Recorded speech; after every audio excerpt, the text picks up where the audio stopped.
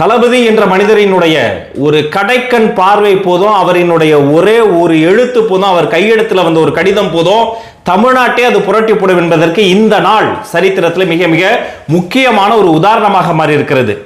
அந்த கடிதத்தில் அவர் என்ன சொன்னாரு? தமிழ்நாட்டில் இருக்கக்கூடிய எல்லா தாய் குலங்களுக்கும் அரணாக தான் நிற்கிறேன், பாதுகாப்பாக நிற்கிறேன், ஒரு அண்ணனாக நிற்கிறேன்னு சொன்னார். அதை அவங்களால தாங்க முடியலையா? அந்த கடிதத்தில் என்ன இருந்தது, கவர்னர் என்ன நடந்தது எல்லாத்தையும் நம்ம பார்த்துடலாம். அன்பு தங்கைகளே, கல்வி வளாகம் முதற்கொண்டு ஒவ்வொரு நாளும் தமிழகத்தில் தாய்மார்கள், என்னருமை தங்கைகள், பெண் குழந்தைகள் என அனைத்து தரப்பு பெண்களுக்கும் எதிராக நடக்கும் சமூக அவலங்கள், சட்டம் ஒழுங்கு சீர்கேட்ட அவலங்கள், பாலியல் குற்றங்கள் என்று பல்வேறு வன்கொடுமைகளை கண்டு உங்கள் அண்ணனாக மன அழுத்தத்திற்கும் சொல்லொன்னா வேதனைக்கும் ஆளாகிறேன். அது ஒரு காலேஜா இருக்கட்டும், வேற இடமா இருக்கட்டும், பொது இடமா இருக்கட்டும், தனி எந்த இடமாக இருந்தாலும் சரி, அவர்களுக்கு எதிராக தொடர்ச்சியாக நடந்து வரக்கூடிய இந்த செயல்களை பார்த்து ஒரு அண்ணனா என்னுடைய மனசு தாங்க முடியாத வேதனை அடையுதுங்கிறத சொல்றாரு. யாரிடம் உங்கள் பாதுகாப்பை கேட்பது? சரி, பெண்களுக்கு பாதுகாப்பு வேணும், யார்கிட்ட போய் நாம கேட்கறது? நம்மை ஆளும் ஆட்சியாளர்களை எத்தனை முறை கேட்டாலும் எந்த பயனும் இல்லை என்பது தெரிந்ததே. அதற்காகவே இது கடிதம். எல்லா சூழல்களிலும் நிச்சயமாக உங்களுடன் நான் உறுதியாக நிற்பேன், அண்ணனாகவும் அரணாகவும். எனவே எதை பற்றியும் கவலை கொள்ளாமல் கல்வியில் கவனம் செலுத்துங்கள். பாதுகாப்பான தமிழகத்தை படைத்தே தீர்வோம். அதற்கான உத்தரவாதத்தை நாம் அனைவரும் இணைந்தே விரைவில் சாத்தியப்படுத்துவோம்.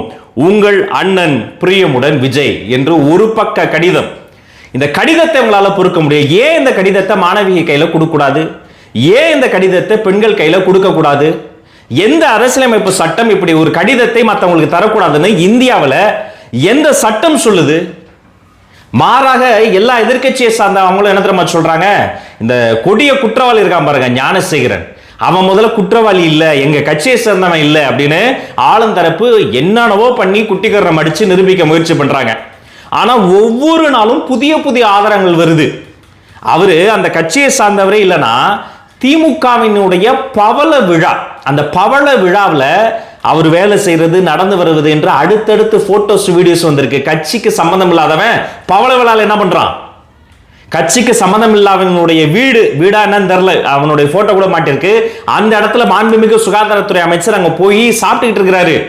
அவருடைய ட்விட்டர் ஹேண்டில், மாண்புமிகு அமைச்சர் போட்ட அந்த ட்விட்டர் ஹேண்டில் இருந்த ஒரு போஸ்ட்ல பெஞ்சல் புயல் நிவாரண பணியின் போது பின்னாடி நிற்கிறான். கட்சிக்கு அவனுக்கு எந்த சம்பந்தமே இல்லைன்னு திரும்ப திரும்ப சொன்னீங்களே, எந்த சம்பந்தமும் இல்லாதவன் எப்படி எல்லா வகையான அந்த வட்டத்துக்குட்பட்ட காரியங்களின் போதும் பின்னாடியே வந்து நிற்கிறான் என்ற கேள்வியை எல்லாரும் கேட்கிறாங்க. அரசியல் கட்சியை சார்ந்தவங்க மட்டும் கிடையாது, தமிழக வெற்றி கழகத்தை சார்ந்தவங்க மட்டும் கிடையாது, சாமானிய பெண்கள் கேட்கிறாங்க. ஒவ்வொரு வீட்டுக்குள்ளாரையும் இந்த கேள்வி எழுப்பப்பட்டிருக்கு. இதற்கு யார் பதில் சொல்வது? சென்னை உயர்நீதிமன்றம் இவங்களை பத்தி 1008 விஷயங்களுக்கு நடுவுல சூமோட்டோ போட்டு இந்த வழக்கை மேல எடுத்து தானாக முன் வந்து விசாரித்து குற்றவாளி சொன்னதையெல்லாம் மனப்படமா ஒப்பிக்கக்கூடியது எப்படி ஏத்துக்க முடியும்? அவன் சொன்னதெல்லாம் உண்மையா என்று கேள்வி கேட்டிருக்கு. எஃப்ஐஆர் எப்படி ரிலீஸ் ஆச்சு என்று கேள்வி கேட்டிருக்கு. வழக்கு விசாரணை நியாயமா நடக்குதுன்னா நீதிமன்றம் ஏன் தானா முன் வந்து கேட்கணும்? வழக்கு விசாரணையில எந்த பிரஷரும் இருக்காது, நடுநிலையா தாங்க செயல்படுவோம் என்று சொன்னா நீதிமன்றம் ஏன் சூமாட்டோ போட்டு அவ்வளவு விளக்கத்தை பதில் சொல்லுங்கன்னு அறிக்கை சொல்லுங்கன்னு கேட்கணும்? இந்த பிரச்சனை என்பது ஒரு கல்லூரி ஒரு மாணவிக்கு தான் பிரச்சனை. அந்த பிரச்சனை இப்ப என்ன பண்ணீங்க? இந்த பிரச்சனை இருப்பீங்க. ஒரு மாணவிக்கு பிரச்சனை வந்தாலும் தட்டி கேட்போம், ஒரு கல்லூரியில் பிரச்சனை வந்தாலும் தட்டி கேட்போம். அந்த வளாகத்துல இன்னொரு செய்தியாளர் போட்டிருக்கிறாரு, அந்த வளாகத்தினுடைய காம்பவுண்ட் வால் இருக்கு பாருங்க, அதிகபட்சம் ஒரு 4 அடி 5 அடி தான் இருக்கு, அப்படியே எகிரி குதிக்கலாம். அந்த காம்பவுண்ட் உள்ளார ஒரு பெரிய ஓட்டை இருக்கு, அதை அவசரமா அடைச்சிருக்கிறாங்க.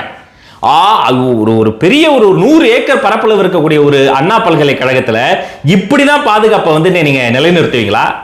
இன்னொன்னு சொல்றாங்க, அண்ணா பல்கலைக்கழகத்துக்கு வேந்தரே ஆளுநர் தான், அவரை தான் நீங்க இந்த கேள்வி எல்லாம் கேட்கணும்.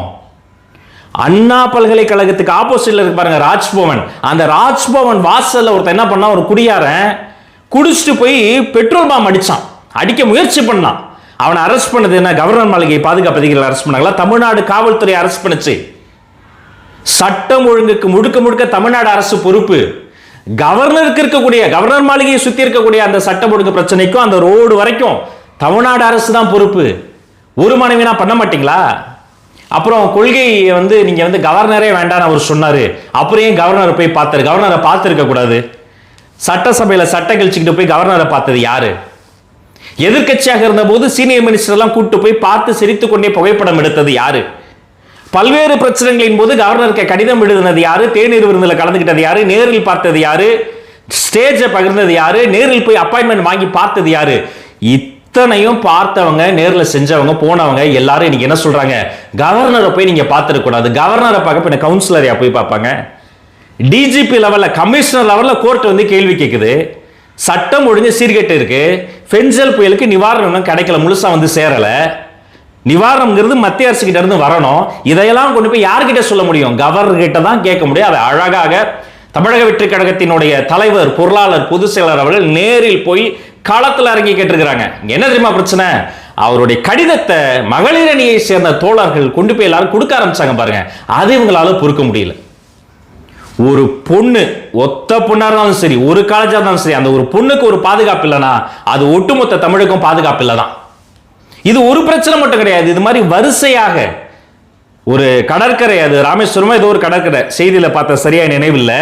அங்க ஃபேமிலியா போயிருக்காங்க சில பெண்கள். அங்கு வந்து சில ரோக்ஸ் என்ன பண்றாங்க, அவங்களை அடிக்கிறாங்க போட்டு. அந்த வீடியோ சோசியல் மீடியாவில் சர்ஃபேஸ் ஆச்சு. ஒரு பாதுகாப்பு என்பது பல்கலைக்கழகத்திலும் இல்ல, ஒரு பொழுதுபோக்கு இடத்திலும் இல்லைன்னா இதை கேள்வி கேட்கவே கூடாதா?